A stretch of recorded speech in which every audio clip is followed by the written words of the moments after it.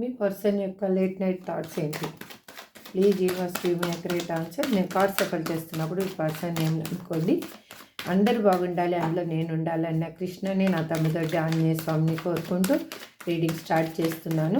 Please universe give me accurate answer.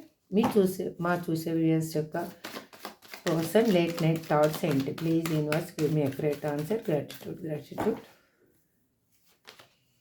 వాళ్ళు మీతోటి reunion కోరుకుంటున్నారు, మీకు కాలర్ మెసేజ్ చేయాలి అని అనుకుంటున్నారు.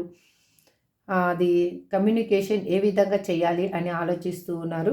మీకు మాత్రం రీయూనియన్ జరగబోతుంది. వాళ్ళు చాలా భయపడుతూ ఉన్నారు, స్వార్థంతో ఉన్నారు. ఎందుకు అంటే మీరు ఎక్కడ చేజారిపోతారో వాళ్ళ లైఫ్లో నుంచి అని వాళ్ళ భయము. మీ లైఫ్లోకి ఎవరైనా న్యూ పర్సన్ వస్తారేమో అని కూడా వాళ్ళు ఆలోచిస్తూ ఉన్నారు. ఏ విధంగా అయినా మీ లైఫ్లో తనే ఉండాలి అని తన ఇంటెన్షన్. మీ గురించి స్పై చేస్తూ ఉన్నారు, మీ గురించి ఎక్కువ థింక్ చేస్తూ ఉన్నారు, మీరు ఎలా ఉన్నారు అని తెలుసుకోవాలనుకుంటున్నారు. అది ఆన్లైన్లో కావచ్చు, ఆఫ్లైన్లో కావచ్చు, ఏ విధంగా అయినా కానీ మీ గురించి వాళ్ళు తెలుసుకుంటున్నారు. మీ మంచి చెడ్డల గురించి ఆలోచిస్తూ ఉన్నారు. ఈక్వల్ గివ్ అండ్ టేక్ ఇవ్వలేదు ఇంతకుముందు లైఫ్లో అనేది వాళ్ళకి బాగా ఇప్పుడు అర్థమైంది.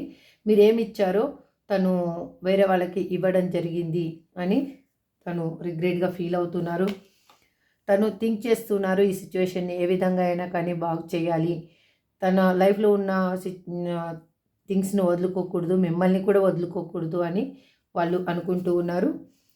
వాళ్ళు మీతోటి రీయూనియన్ కోరుకుంటున్నారు, మీకు కాలర్ మెసేజ్ చేయాలి అనుకుంటున్నారు. ఇక్కడ పెట్స్ ఎనర్జీ రిప్రజెంట్ చేస్తుంది, అదే మీకు శ్రీరామ రక్ష. ఆ పెట్స్ ఎనర్జీ వల్లనే మీరు ఇప్పుడు మీ పర్సన్ అనేది పాజిటివ్గా థింక్ చేస్తూ ఉన్నారు, మీతో రీయూనియన్ కావాలి అని అనుకుంటున్నారు. ఇదండి మీ పర్సన్ యొక్క లేట్ నైట్ థాట్స్.